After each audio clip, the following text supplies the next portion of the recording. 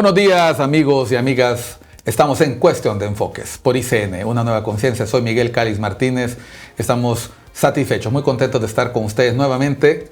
Hoy, como todos los días, para conversar con nuestros invitados e invitadas sobre los temas que hacen titulares, que hacen noticia y que usted comenta en sus redes sociales, que usted comenta con los amigos cuando se encuentra con la familia. Los temas que hacen noticia y que usted sigue en las redes sociales de ICN, icn.digital, y en su página web www.icndigital.com. Contento de estar nuevamente con ustedes. Vamos a seguir conversando de los temas desde distintas perspectivas, con distintos enfoques, con distintos puntos de vista. Hoy tenemos como invitado al doctor Edgar Soriano Ortiz. Él es director general de la Marina Mercante y estamos muy contentos de estar aquí con el amigo, académico, reconocido, académico universitario, un investigador, autor, y vamos a hablar no solo sobre Marina Mercante, vamos a hablar del país. Bienvenido, Edgar. ¿Qué tal ha estado esa experiencia en la gestión pública? Un gusto, estimado Miguel. Recuerdo que la última vez que me invitó hablamos de mi libro, 1812. Un libro sobre esas primeras revueltas preindependentistas, que ha sido, como les he dicho, él es historiador y ha tenido una larga carrera académica. Así es. Y bueno, ahora estamos en esta faceta, una faceta, le llamo yo provisional, ¿verdad? Porque cuando uno lo nombra en un cargo como este, lo honran a uno, ¿verdad? Con un cargo de esta magnitud. Uno acepta el reto y luego lo que le toca es servir, porque somos servidores públicos. Seguimos siendo ciudadanos, ¿verdad? En mi rol de académico también, cual yo tengo en las noches soy en la universidad, tengo un permiso de medio tiempo en la universidad y sigo pues compartiendo con la carrera de historia donde doy clases, ¿verdad? Ha sido mi pasión, ya muchos años de estar en el estudio de la historia, pero ahora estamos en esta faceta cumpliendo un reto, ¿verdad? Del cual yo no era parte, digamos. Sin embargo, la Presidenta de la República, ¿verdad? Me llamó y me nombró en este cargo. Y me dio la instrucción, ¿verdad?, de ir a mejorar la institución en muchos aspectos, ¿verdad?, en su funcionamiento, en sus procesos y en cómo esa institución mejora para estar al servicio de la ciudadanía, que es una de las cosas que nosotros estamos enfocados fuertemente trabajando para mejorar la infraestructura para poner al servicio de nuestra gente de mar, o sea, los marinos, hombres y mujeres que se forman en la institución, se certifican en la institución y luego buscan esa oportunidad laboral en el mar. Nosotros actualmente hemos creado una nueva oficina dentro de la institución que le llamamos la Oficina de Embarque, con el objetivo de dar cumplimiento al último convenio que el Estado hondureño ratificó en el 2016, que es el convenio de trabajo marítimo. Y eso significa de que el Estado de Honduras, ¿verdad?, tiene que velar porque se le cumplan los derechos a nuestra gente de mar. Esta oficina pues va a darle seguimiento y va a exigir inclusive a los agentes colocadores, a los sindicatos que funcionan en el litoral atlántico de nuestro país, de que cumplan, ¿verdad?, lo establecido y que el marino salga del país de manera digna, sin ningún tipo de chantaje o extorsión, que es un tema que nosotros vamos a cuidar fuertemente y le exigimos a la gente que embarca también ser respetuosos del convenio internacional. Nuestra señal, como usted sabe, llega por TV, por cable, pero también llega digitalmente. Y si usted tiene un pariente, un amigo, una persona que conoce, que anda embarcado, como se dice coloquialmente, que tiene como opción laboral, el programa de hoy le interesa de manera particular. Como les he dicho, vamos a hablar con Edgar, con el doctor Soriano, sobre temas de país, pero vamos a hablar también sobre temas de Marina Mercante. Durante mucho tiempo, Honduras ha sido conocido como un país que facilita su bandera para las empresas y embarcaciones a nivel internacional. En algún momento lideró junto a Panamá, junto a otros países. Actualmente es Liberia. ¿Cómo ha cambiado ese mercado y de qué manera se ha beneficiado Honduras de ese mercado? Así es, mire, en los años 20, digamos que fueron los primeros inicios de esta idea, ¿no?, de la bandera, del registro abierto, digamos, empezó a ensayarse este tema. Panamá, digamos, que era el pionero en ese tema. Pero durante la Segunda Guerra Mundial, donde había esa necesidad de de que los barcos llevaron una bandera distinta a los países que frontalmente, me refiero a las potencias industriales que estaban enfrentados por la hegemonía global en la Segunda Guerra Mundial. Entonces en 1943 se creó el registro abierto, ¿verdad? Para ser específico, el 3 de marzo, que cuando yo llegué a partir del año pasado, constituimos ese día como el día de la institución, el 3 de marzo, y el año pasado por primera vez se celebraron los 80 años de la institución. Este año son 81 años de esa historia. Entonces ahí empezó el registro, ¿verdad? La bandera de Honduras andaba por todos los mares. En 1947, por ejemplo. Edgar, o sea, vamos a ver. ¿La Dirección de Marina Mercante es una de las instituciones más antiguas del Estado hondureño? No, la dirección como tal no. El registro. ¿El registro? El registro, sí. El registro. La institución surge en 1994, eso lo quería contar la historia, pero ya voy a llegar ahí. Entonces, este registro, la bandera de Honduras, el Estado de Honduras, ¿verdad? Lograba que su bandera anduviera en los barcos. Yo le voy a poner el ejemplo que en 1947... De muchos barcos, de ese y muchos más. Entonces, en 1947, cuando llegó los judíos al protectorado británico, ¿verdad? En 1947, que ningún barco quería. Todavía no existía Israel, todavía era el protectorado de Palestina. El protectorado de Palestina. Entonces llevaron esta gente. Entonces, la bandera de Honduras siempre estuvo a la disposición de los aliados en la Segunda Guerra Mundial. Y con el pasar de los años, pues el registro fue creciendo. Habían 3 registros aquí en el continente, ¿verdad? Era Costa Rica, Panamá y Honduras. Es uno de los más antiguos del continente. Y Honduras se quedó con el registro abierto. Costa Rica lo cerró. Costa Rica actualmente no tiene registro abierto. No abandera barco. Entonces, solo los propios. Sí. Sí, claro, cada país abandera sus propios barcos, pero ya el registro internacional lo tiene cerrado. Entonces, el registro hondureño fue creciendo a tal grado que fue el mayor registro allá por los años 70, ¿verdad?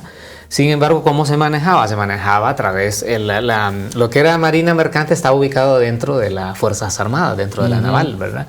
Y había un trabajo que hacían con los consulados. Hubo un consulado en Miami. ¿Qué sucedió? Pues hubo mucha corrupción, ¿verdad? Mucho dinero no se enteraba al Estado, había mucha piratería. Y precisamente por eso el gobierno del doctor Reina creó la Dirección General de la Marina Mercante. Para normalizar eso. Para normalizar, regular, ¿verdad? Ese proceso y darle mayores competencias al Estado, y además la saca de la institución castrense y construye una institución civil como debe de ser, porque los convenios internacionales demandan que la autoridad marítima de un país, que en este caso la autoridad marítima es la Dirección General de la Marina Mercante en Honduras, es una institución que es signataria de 2 convenios que el Estado ratifica ante este organismo, las Naciones Unidas, que tiene su sede en Londres, que es la Organización Marítima Internacional, la OMI.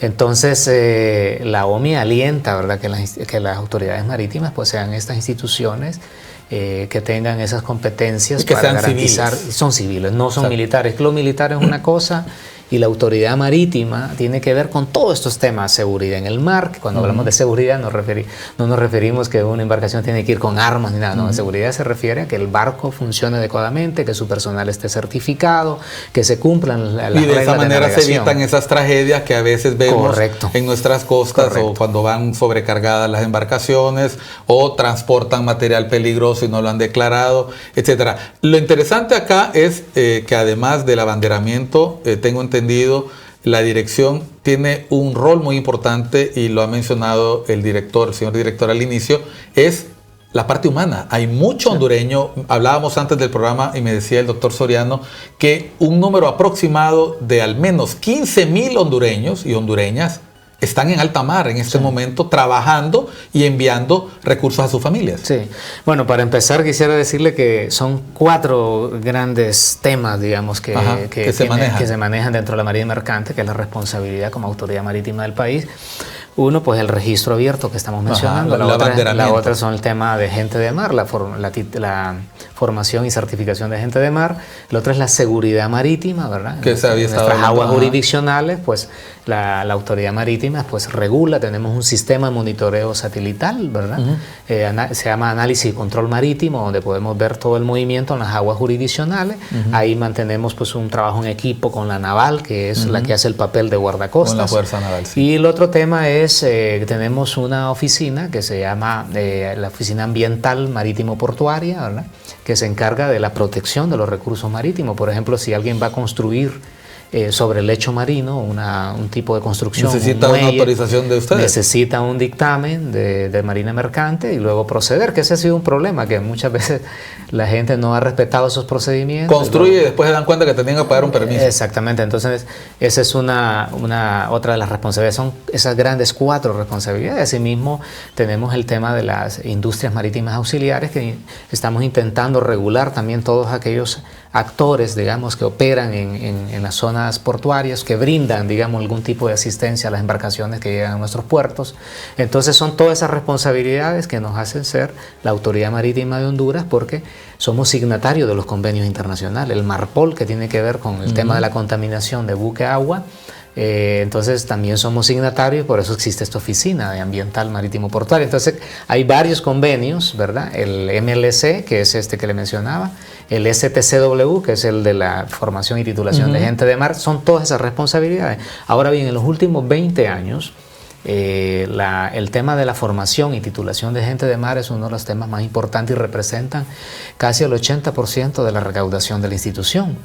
Porque a partir del 2002, ¿verdad?, la administración del abogado Rodil Rivera Rodil, que fue el director del 98 al 2002, ¿verdad?, durante la administración del presidente Flores Facusé, él va a ser el que va a crear las bases, digamos, porque él logra, a través de un esfuerzo estatal, con la colaboración de la cooperación japonesa, crear la Escuela Centroamericana de Marinos en Omoa, que entró a funcionar a partir del 2002. Y en esa escuela se tiene que formar las personas que quieren trabajar en el mar, sí, hondureño. Actualmente tiene 3 escuelas, después surgieron otras.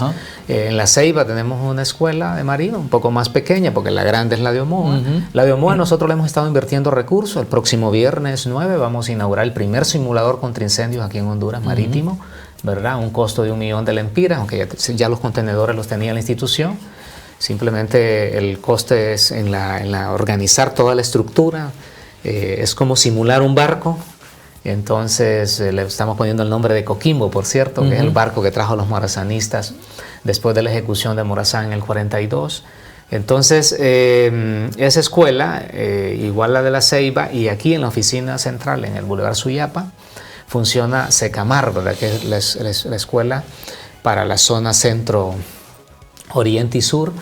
Pero aparte de eso, el esfuerzo que nosotros estamos implementando como parte de una estrategia de acercarnos a la gente, de llevar, de abrirle esta posibilidad a la gente, de abaratar los costos a la gente, nosotros actualmente tenemos cursos móviles en 3 espacios. Tenemos en el Cubulero, firmamos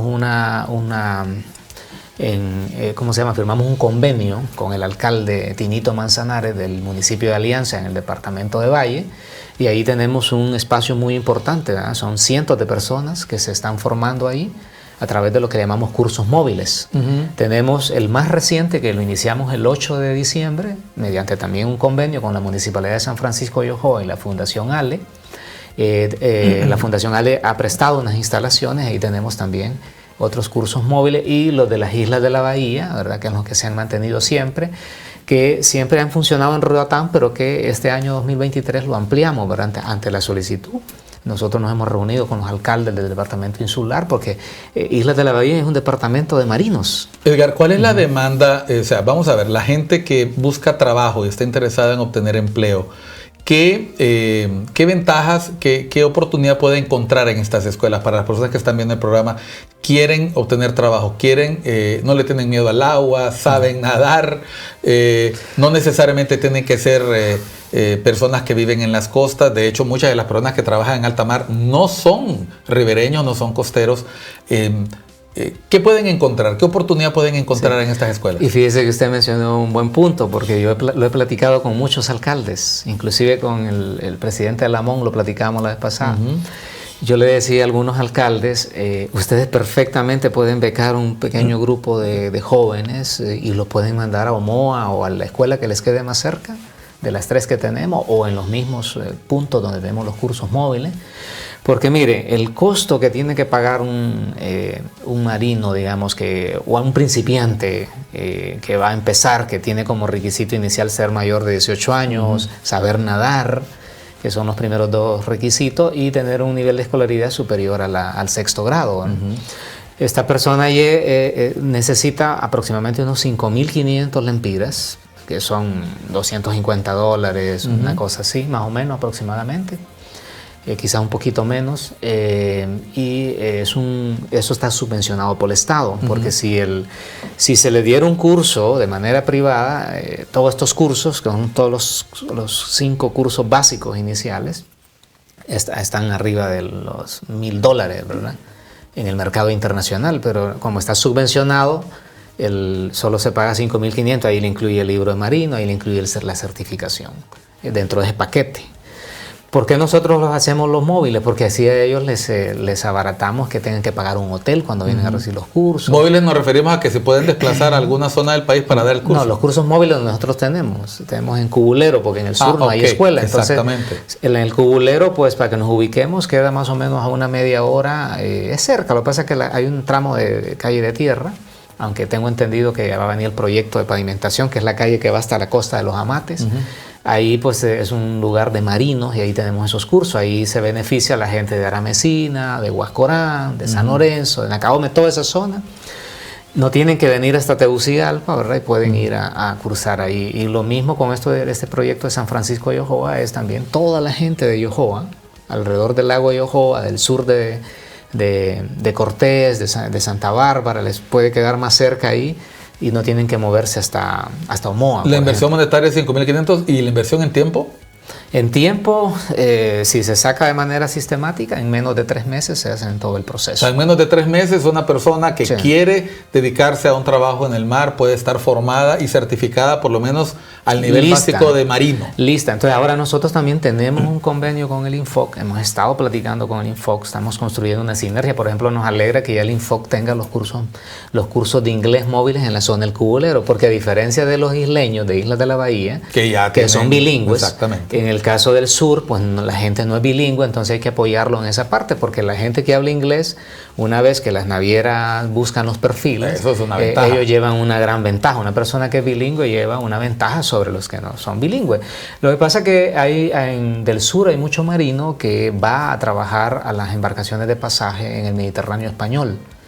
Por ejemplo, Iber Nord España lleva muchos hondureños, ¿verdad?, a trabajar a España. Entonces, o sea, hay muchas oportunidades fuera, y nosotros ahora con el Departamento de Embarque estamos tratando de abrir esas puertas, de buscar aliados estratégicos para ir abriendo más oportunidades laborales. Desde el 2022 acá, pues es una buena nosotros noticia, llevamos casi 2.000. Póngale que más o menos yo llegué en mayo del 2022, estamos sacando la cifra, andamos ya cerca de las 2.000 personas que se han embarcado desde entonces.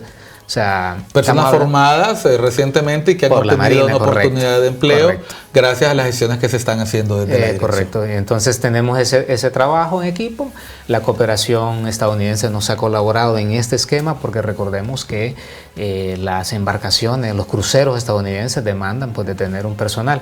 Y los hondureños, ¿se acuerda que siempre había un mito que decían que el hondureño era Aragán? Algo que se ha demostrado, los inmigrantes trabajan duro. No, pero eso no es cierto. El hondureño que trabaja, muy trabajador, es muy dedicado, y nuestra mano de obra es muy cotizada fuera de Sabe que en el continente somos de los más cotizados, en el continente americano. Por el tema bilingüe, el hondureño se distingue porque tiene conocimiento del inglés. Y son muy trabajadores. A mí me decía un panameño la vez pasada, un panameño que se dedica al tema marítimo, me dijo, mire, me dice, los marinos hondureños son los mejores de esta región. Ahí tenés un titular, producción. Sí. Los marinos hondureños son los mejores de esta región. Correcto. Muchos de ellos no son de la costa, ojo, o sea, son personas de distintos lugares que trabajan bien. Hay aquí de Tegucigalpa muchos marinos, pero hay muchos marinos de Tegucigalpa. Yo sé que hay puntos de marinos, Islas de la Bahía, Cortés, La Lima, Telas, La Ceiba, Alianza Valle, ¿verdad? Ustedes Trujillo, Aramecina, son como municipios así que hay un montón de marinos, ¿verdad? Pero también hay marinos de otros lados, y como yo le mencionaba al inicio, marinos de tierra adentro. De tierra adentro. Yo le he mencionado a las personas, a los alcaldes de algunas regiones, sobre todo el occidente, he platicado con algunos de ellos, les digo, miren, esto no hay un límite, o sea, cualquier hondureño nacido en cualquier parte del territorio nacional tiene todo el derecho de formarse y poder abrir una oportunidad laboral, porque al final estos hondureños salen de manera legal, ¿verdad? Inclusive salen en avión, ¿verdad? Se desplazan en avión, por ejemplo, que van a España, salen de Palmerola, ¿verdad? En ese vuelo de Iberojet, creo ahora, y van hasta Madrid y ahí hacen alguna conexión para llegar a Barcelona. Entonces, y así sucesivamente, otros van a Estados Unidos, otros van a otras partes de Europa, ¿verdad? Donde se embarcan, porque hay marinos hondureños en todo el mundo. Bueno, miren ustedes qué interesante lo que nos cuenta el director general de Marina Mercante, el doctor Edgar Soriano.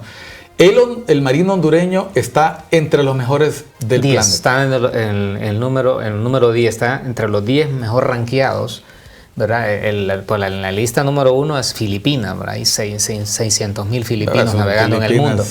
Pero estamos muy bien rankeados y aquí en el continente, pues nosotros encabezamos la lista, ¿verdad? Porque o sea, los marinos hondureños han destacado sin tener un tema de formación universitaria a lo interno del país, que es otro tema que nosotros estamos planteando el proyecto de crear la Universidad Marítima, ¿no? Para que usted se fije que uno puede escoger hablar de los indicadores negativos del país, pero también puede hablar de los indicadores positivos. De eso vamos a aprovechar esta oportunidad con el doctor Edgar Soriano. Por cierto, natural de Pespire, también de tierra adentro y a cargo de esta importante entidad del Estado. Volvemos después de unos mensajes a Cuestión de Enfoques acá por ICN, Una Nueva Conciencia. Unos mensajes.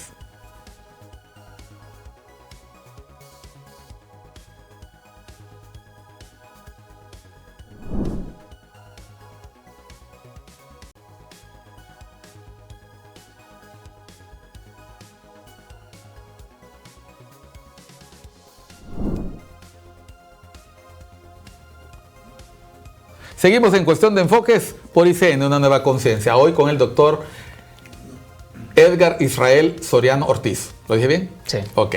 Director de Marina Mercante, historiador. Estábamos hablando en la pausa sobre el abanderamiento. Este es un proceso que Honduras ha sido pionero. En algún momento fue el principal país que abanderaba barcos. En este momento es Liberia. Pero vea usted los riesgos de este abanderamiento. Recientemente ha trascendido en los medios internacionales la contaminación de playas de Galicia. Con pellets, este material precursor del plástico que ha contaminado las playas de Galicia en España, ha generado una pequeña crisis que ha tenido que responder las autoridades. ¿Y cuál es la sorpresa? Un barco contenedor con bandera de Liberia, pero que no es de una empresa liberiana, sino que era un barco abanderado, dejó caer, sepa usted cómo fue el accidente, 4 contenedores.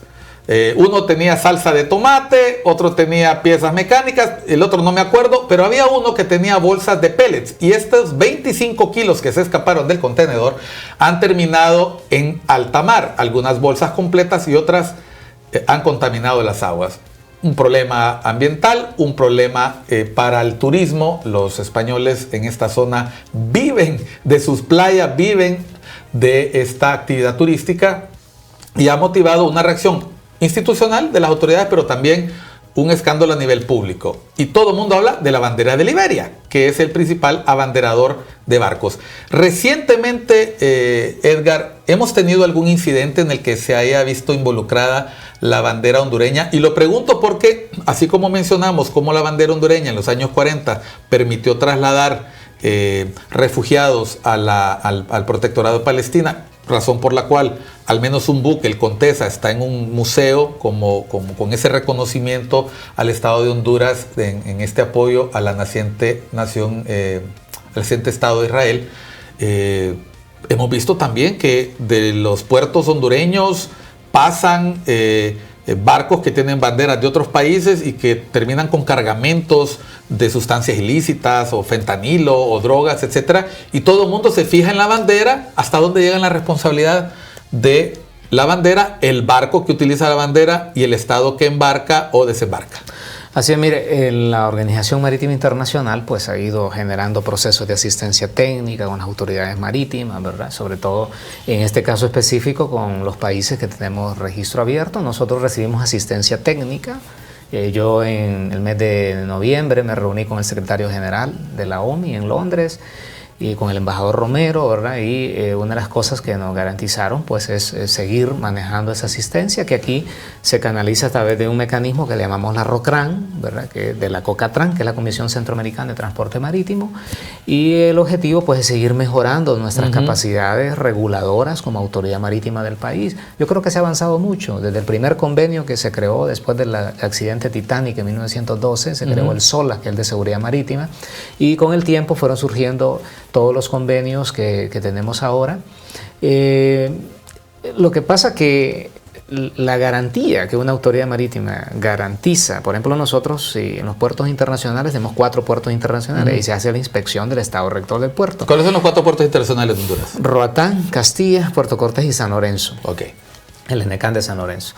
Entonces, que ese es un tema, un proyecto también, toda esta idea estatal del tren el interoceánico, que es un proyecto también que tenemos 150 años soñando con eso, pero creo que ahorita hay una coyuntura muy favorable, ¿verdad? Por la crisis de Panamá. Pero bueno, volviendo a su pregunta, la garantía que una autoridad marítima le plantea al proceso de la navegación por donde circula el 90% del comercio mundial. Exactamente. Va por los barcos, entonces es el tema más técnico. Por ejemplo, en una inspección que hace el Estado Rector de Puerto, ahí lo que garantiza es que los marinos estén certificados, bien formados, que el barco funcione, todo su mecanismo, tenga todas sus licencias, todas sus patentes, todo en orden. Pienso que este es un proceso que se hace también con autobuses, buses, que se hace con aeronaves. Exactamente. Siempre se verifica. Ahí viene el punto, pero el cargamento, eso ya no le compete a la autoridad marítima, por eso están los otros entes institucionales. Usted mencionaba hace un momento que el tema interinstitucional es importante, pues nosotros también hemos ido firmando convenios, tenemos cercanía. Escuché que hay cercanía con Fuerza Naval, por ejemplo. Con la Naval tenemos convenio. Hace poco me reuní con el capitán de navío Astacil Tomé, ¿verdad? Que es el nuevo titular de la Naval de Honduras.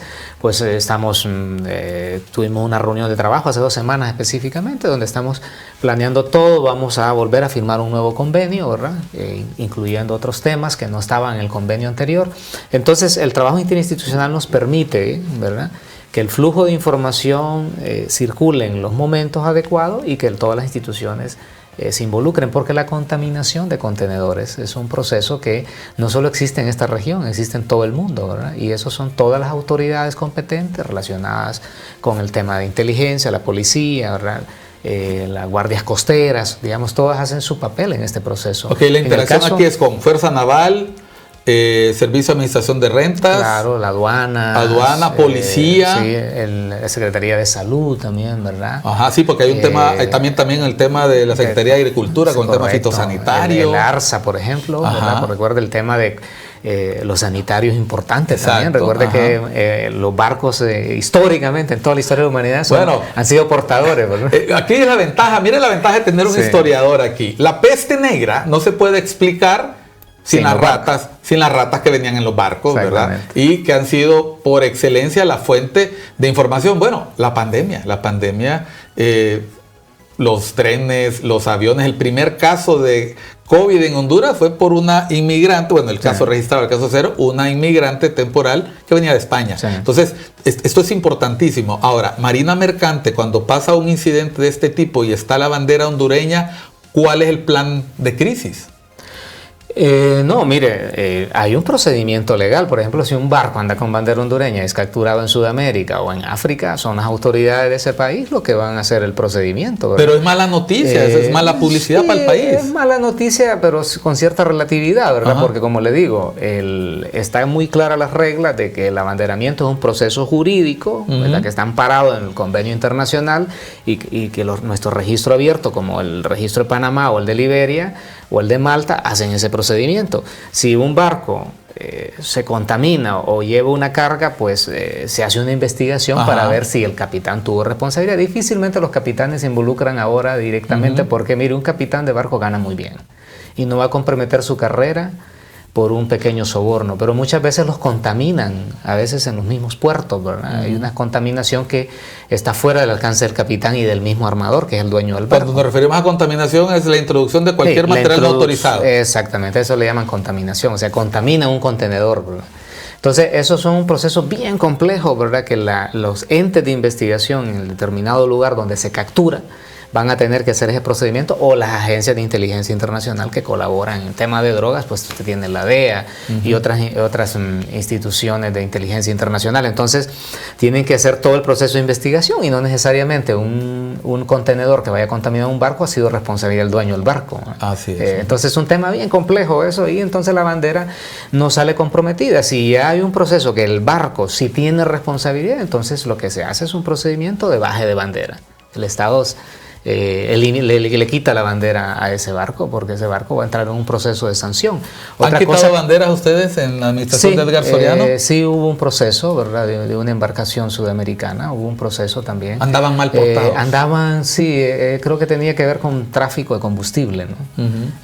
Fíjese que, por ejemplo, la Cancillería recibe las notificaciones, ¿verdad?, a través de las instancias internacionales, ¿verdad?, cuando un barco está sancionado. Entonces nosotros hay información, nosotros no vamos a abanderar un barco que esté sancionado.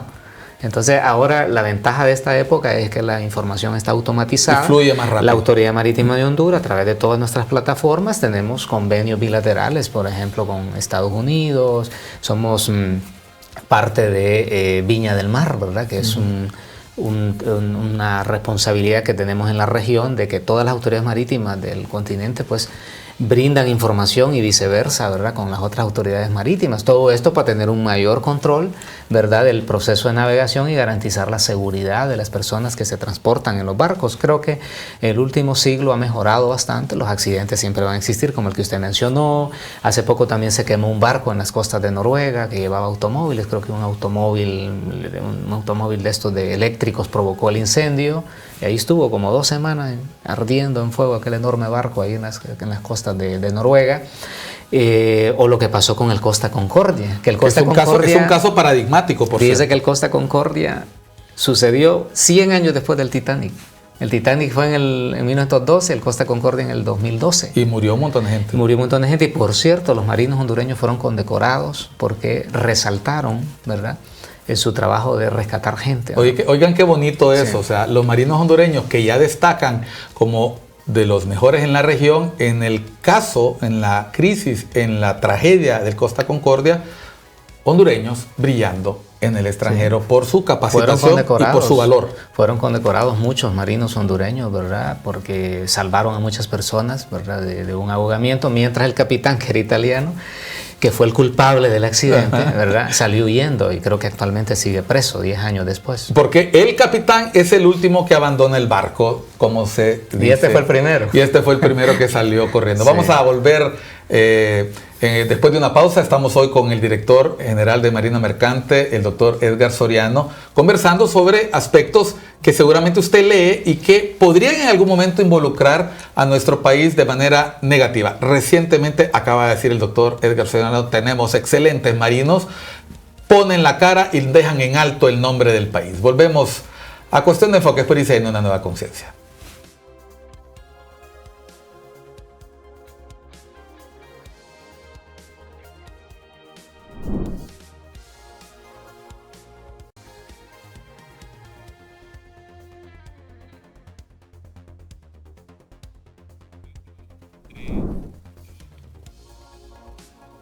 Continuamos en Cuestión de Enfoque. Soy Miguel Calix. Estamos hoy con el doctor Edgar Israel Soriano Ortiz. Él es el director general de Marina Mercante. Estábamos conversando en los primeros 2 segmentos del programa sobre las actividades de Marina Mercante, todo el desarrollo que hacen las distintas áreas de trabajo, al menos 4, la formación de nuestros marinos, la formación de nuestro personal en alta mar, qué pasa cuando se abandera un barco, cuáles son las responsabilidades, hasta dónde llega, la interacción que hay entre distintas instituciones. Y vamos a continuar hablando ahora, como lo dije al inicio, aprovechando la formación profesional del doctor Soriano. Él es historiador, autor, académico, docente universitario, temporalmente, como lo ha dicho él, en esta faceta hermosa de ser servidor público.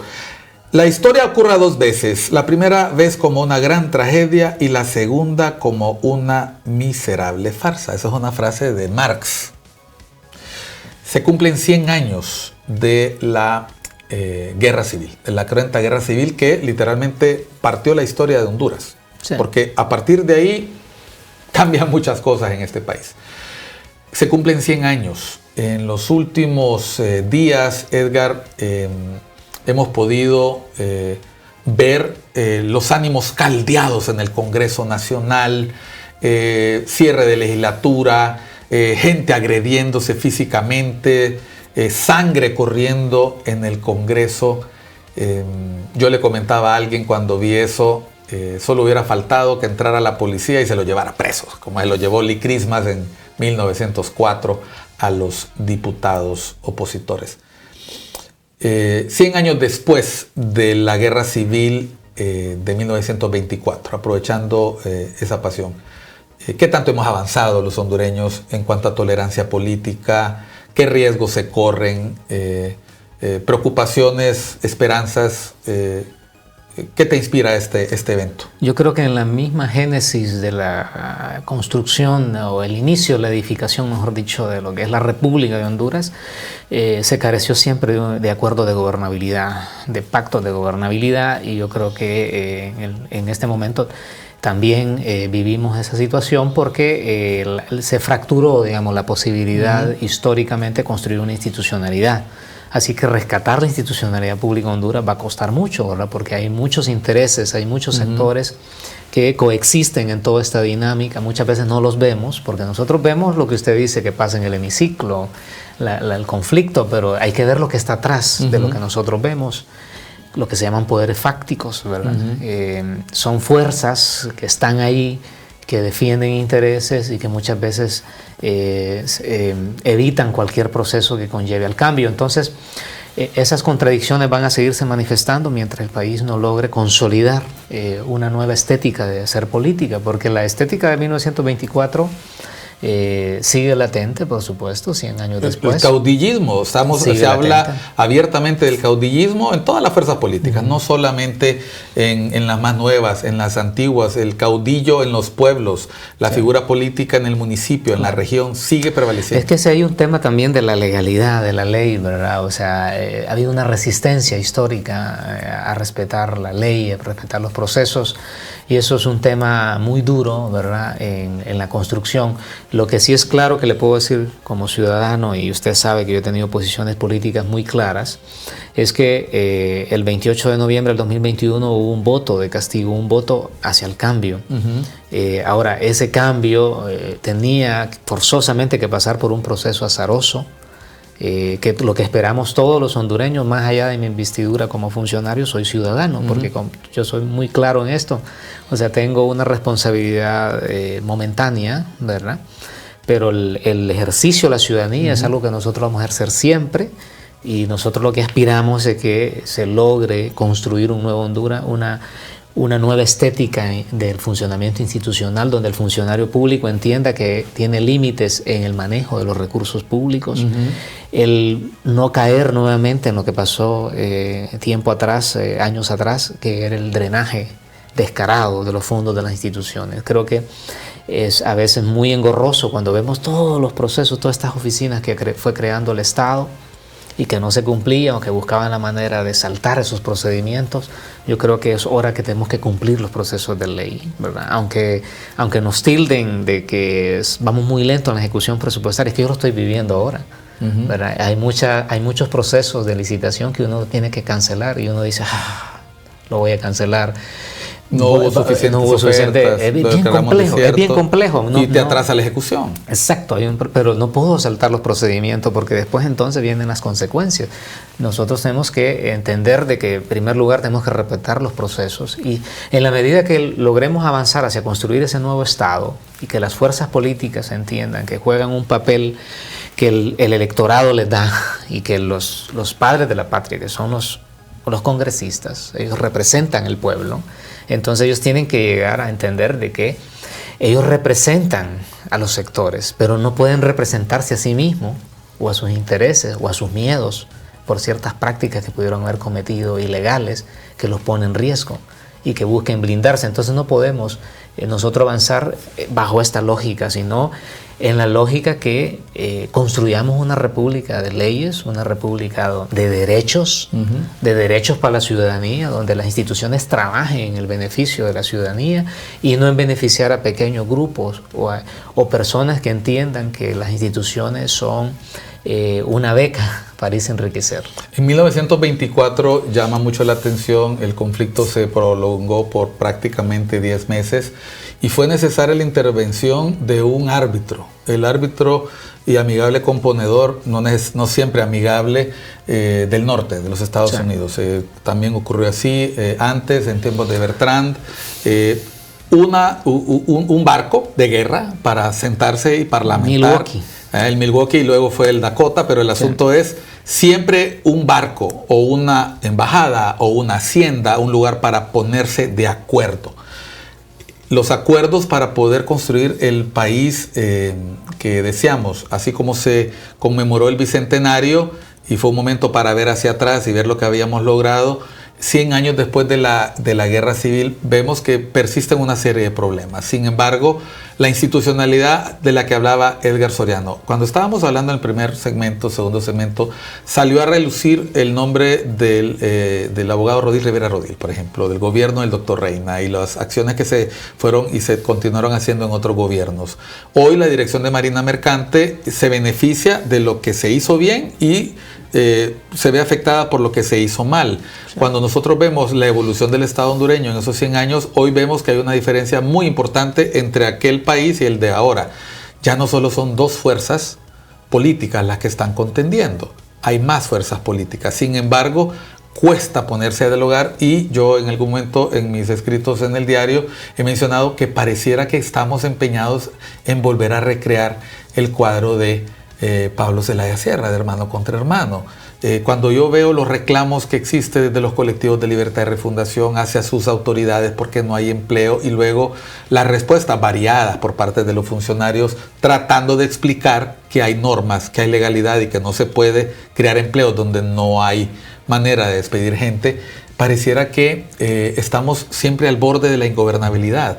Esa caricatura de la que estábamos hablando al inicio cuando mencioné la frase de Marx, ¿dónde ve los principales riesgos en la construcción de este proyecto refundacional que está mencionado en un documento de gobierno, pero que a 2 años existen reclamos propios y extraños de que está costando mucho llevarlo adelante? Bueno, el riesgo es que se instale un boicot muy fuerte al funcionamiento de la institución, de la institucionalidad.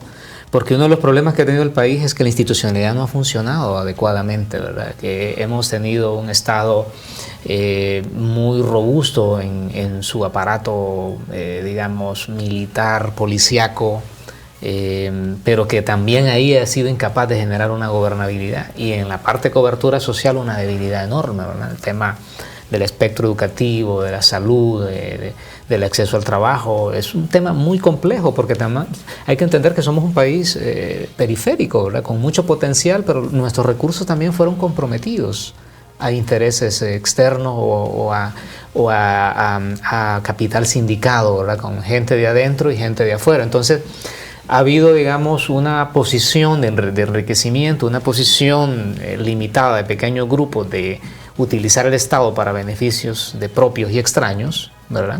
Pero no ha existido un Estado de cobertura social. ¿Esos intereses atentan contra el interés que tiene el gobierno de sacar adelante su agenda?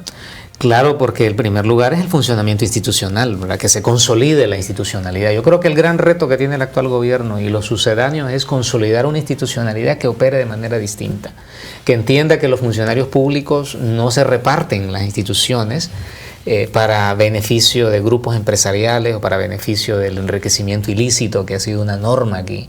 Muchas personas a mí se me acercan y me quieren hacer ver como que yo estoy becado, como que se imaginan que yo voy a salir enriquecido de ahí, y algo que no es cierto. O sea, yo soy una persona muy coherente éticamente en esto. O sea, yo no tengo los grandes bienes ni nada, son cosas muy específicas para mi vivencia como ser humano, como ciudadano, lo único que puedo tener, pero más ahí ninguna cosa. Yo nunca he sido, por ejemplo, una persona ambiciosa al dinero. Conozco a algunos funcionarios que son amigos míos y sé que son personas muy honestas, ¿verdad? Pues esperamos que todos cumplan el mandato que nos han dado, ¿verdad? Hay una línea que nos han dicho a nosotros, por lo menos en el Poder Ejecutivo, muy clara, de que tenemos que respetar los procesos y que nadie nos va a ir a defender si nosotros abusamos del poder, abusamos de la autoridad que nos inviste en este momento. Que yo simplemente, ni me gusta ese tema de decir autoridad y de poder, porque al final somos administradores. Yo sigo siendo un ciudadano común y corriente. Yo ahí ando a pie por el centro de Tegucigalpa, ¿verdad? Soy una persona que nací en una aldea y allá viven mis padres y yo siempre voy allá. Soy un ciudadano común. Simplemente en este momento coyuntural, asumiendo una responsabilidad que la Presidenta de la República pues me nombró y que yo pues estoy honrado con esto. ¿Y cómo puedo devolver esa confianza? Haciendo bien mi trabajo. Vamos al último segmento. Estamos con el doctor Edgar Soriano. Dije Edgar Soriano. Le agregué 2 letras. Estuvo comentándome el doctor Edgar Israel Soriano Ortiz que en algún momento en su vida tuvo que resolver un problema con su segundo nombre y yo ya le estaba agregando 2 letras al suyo. Vamos a unos mensajes. Por cuestión de enfoques, volveremos después de unos mensajes.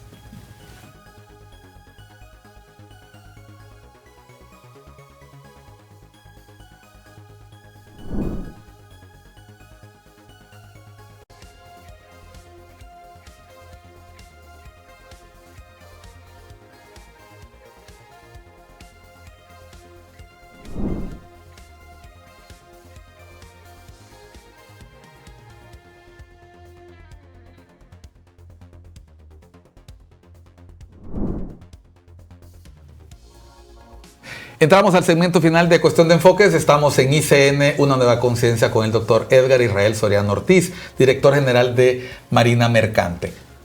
Estamos hablando de historia también. Hemos hablado de Marina Mercante, vamos a hablar un poco perspectivas de país.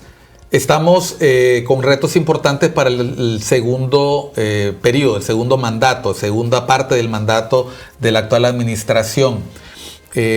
Como historiador, ¿hay algunos aspectos que te preocupen cuando hablamos de esto de que la historia se repite? ¿Ves algunos factores de riesgo ahora que nos encaminamos a un proceso electoral? Vemos que nuevamente el escenario político partidario luce fragmentado. Ya en el pasado, perdón que mencionemos esto, en los años 50 pasó algo similar. Los partidos se fracturaron.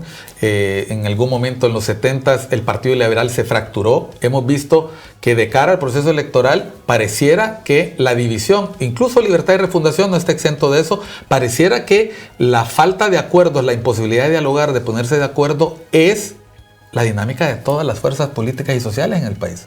Bueno, la política siempre va a estar llena de contradicciones y así ha sido en toda la historia de la humanidad. Y la oposición tiene derecho a existir. La conflictividad interna entre las fuerzas políticas también es normal, es normal. El disenso, sí. Lo que sí puede preocupar es escalar eso a un nivel de complot, a nivel de generar violencia, ¿verdad? Eso sí creo que nos preocuparía como ciudadanos, pero nosotros esperamos que por un lado se consolide la institucionalidad, una nueva institucionalidad, una nueva estética de hacer el ejercicio del servidor público, el ejercicio de la institucionalidad para beneficiar los derechos de la población, y por otro lado pues que en la dinámica política pues se pueda llegar a las urnas y que hayan elecciones donde se garantice la transparencia, donde se garantice que la mayoría de los ciudadanos que le voten a un determinado candidato pues se les respete el derecho al voto, que creo que era uno de los problemas cuestionados en las elecciones anteriores, pero que en el 2021 volvió otra vez esa esperanza de que hubo un voto contundente y que la ciudadana Xiomara Castro se convirtiera en la presidenta de la República de manera contundente, sin que nadie pues cuestionara o pusiera en duda ese triunfo electoral. Eso es lo que nosotros queremos, que los siguientes procesos electorales vayan encaminados en esa línea, pero no usando ventajismo, no usando el dinero de las instituciones. Por eso creemos que es correcto lo que hizo la Presidenta de la República, decirle a los altos funcionarios, si quieren participar en las próximas elecciones, retírense ahora en enero, retírense con tiempo, para evitar que se use las instituciones, ¿verdad?, para la dinámica política, que se haga fuera, que que los candidatos lo hagan por fuera. Entonces, de esa manera, pues, los que aspiramos, que somos titulares de la institución y aspiramos a un cargo, pues tenemos que poner la renuncia. En mi caso personal, a mí me han preguntado, ¿verdad? Y yo les he dicho que no, yo no tengo ningún tipo de aspiraciones políticas. Nunca he sido candidato, ¿verdad? Sí he apoyado al Partido Libertad y Refundación, como todo el mundo lo sabe. He tenido posiciones públicas al respecto. Sin embargo, nunca he optado por un cargo de elección popular. Entonces, yo creo que eso es sano, de que los que compitan lo hagan fuera de la institucionalidad para evitar esos problemas del pasado, evitar los riesgos de que se intente drenar el dinero. Creo que hay una línea muy clara. La presidenta ha sido muy enfática y lo ha manifestado en público, pero también a los funcionarios públicos, de que en ningún momento se va a permitir que se esté sacando dinero a las instituciones para irlos a inyectar o a pagar la campaña política o a pagar todo el proceso, el andamiaje, digamos, electoral. Eso no se puede hacer. Si nosotros queremos colaborar como ciudadanos, vamos a colaborar, pero de una manera distinta, de una manera transparente, pero no con los recursos de la institucionalidad. Yo creo que eso es muy sano, que se haga de esa manera. Ahora, yo no le temo a las discusiones que haya en todas las fuerzas políticas, tienen el derecho, ¿verdad?, de hacerlo.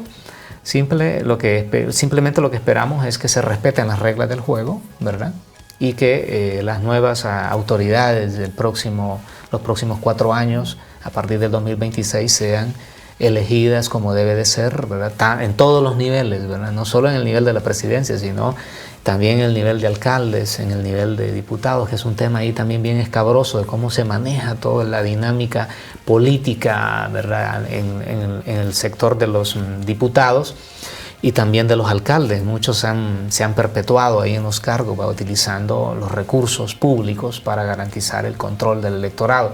Son un montón de cosas, un montón de déficits que tenemos, pero que nosotros aspiramos de que si construimos una nueva institucionalidad y generamos mecanismos de control, se puede avanzar a tener un Estado, una república más robusta y garante del principio de la libertad ciudadana, de los derechos de toda la ciudadanía.